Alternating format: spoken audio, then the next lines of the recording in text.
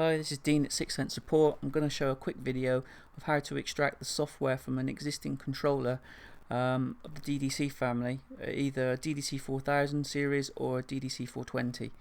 In my particular case today, I'm going to be extracting it from a DDC420. To do this, we have to first create a new project in PS4000. This is going to then be the host for the new software that we're going to get. So select Project, New, and we put in the project name. If I could type, and we give it a project order number,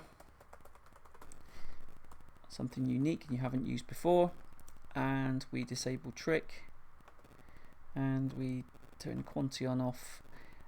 The next bit, D4D default, we have to select the very current version of the controller which we're trying to communicate with. So in a DDC420, we press the I button and we go to device information, and it will tell us the firmware release. We match that firmware release with the firmware release of the relevant version.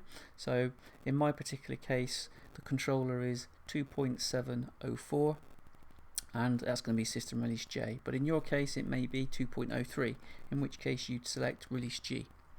Okay, we select release J, and I'm going to program a 4000 controller as normal, so select OK. So this will create a new project database which we are going to add the new controller into. Now normally we would have to create the location tree and create a new controller. What I'm going to do is I'm going to take a shortcut to that process, and I'm going to copy another controller into my file which is just blank. So I've already got a project that I can take this blank controller into my new project, and that just speeds up the process.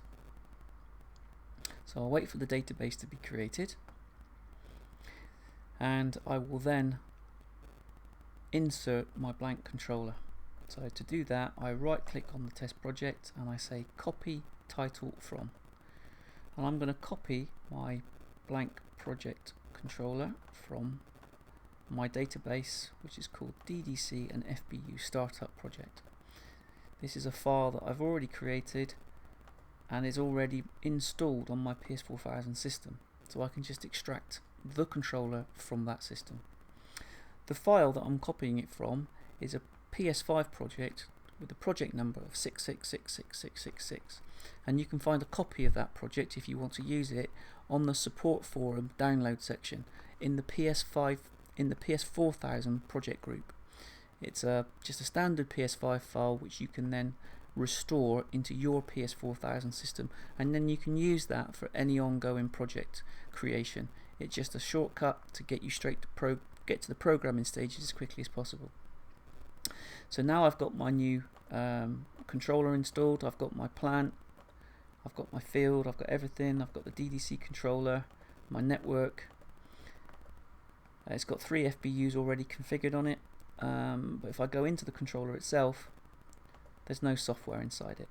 It's just blank. It's ready to start programming. So what I'm going to do now is I have to cross-reference the IP address of the controller, which I have, which is set in properties of the DDC. So right click on the DDC420 and you can set the IP address, network address, and the backnet config address, and that obviously has to match the remote controller as well. So we then are happy with that because my remote controller is at default, and then I can just simply right click on the DDC420 project planning file, and I can receive and save the project from the device. If I have a web browser backup file of the controller, I can simply read that in using the top option, and the same process will apply. So I'm going to receive it live from the controller so you can see that happen. So I'm going to say receive and save. It will ask me to give it a file name. I'm going to call this version 1, and I click on save, and PS4000 will connect to the device. Well, it would do that if I had the Ethernet cable plugged in, so I'll have to try that again. Please forgive me. Project planning file, receive and save. version 1. And now through the backnet process it's making a backnet data save, and it's extracting all of the files and storing them as a file name version 1. I can close this process down. It now asks me if it wants to read this into my new project, and I'm going to say yes. The project will be permanently changed. Do I want to back up my project? No, I do not, because I have nothing in there to save. And then I'll say OK, because it's just going to overwrite my existing controller. Okay, so the software has worked out quite quickly that I do not have 3 FBU modules in my remote controller. The ones that are configured in PS4000 are surplus to requirement. It's saying, would you like me to delete them? I say yes please. You can watch them disappear. And now it says we will now pull in the project file. So all of the inputs and outputs, all of the labeling, all of the strategy will now be pulled into the PS4000 project. Okay, now we can take a look at it. You'll see that it's got plants, it's all the groups, and I can open up the software and take a look.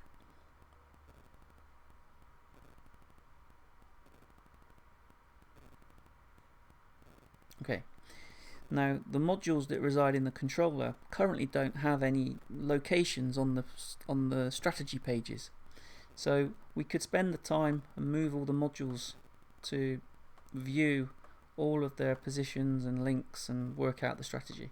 There's a much faster way. If you go back to this view of the system, if you right click on all of the plant levels, and you can select arrange shapes. It's not perfect, but it's a lot better than you stretching all the objects about yourself. So you just complete that process on each of the pages that you want to have rearranged. You can then open them up and they are sort of spread about in a logical position. What can happen now is you can actually create a whole PS4000 backup file. Click on Exchange, Backup, select Yes, and then you have a complete project file backup. You can click on Save, and we have something we can now export and generate documentation from. Okay, that's the end of the video. Any questions, please post online or send me an email and I'll help as I can. Thank you very much.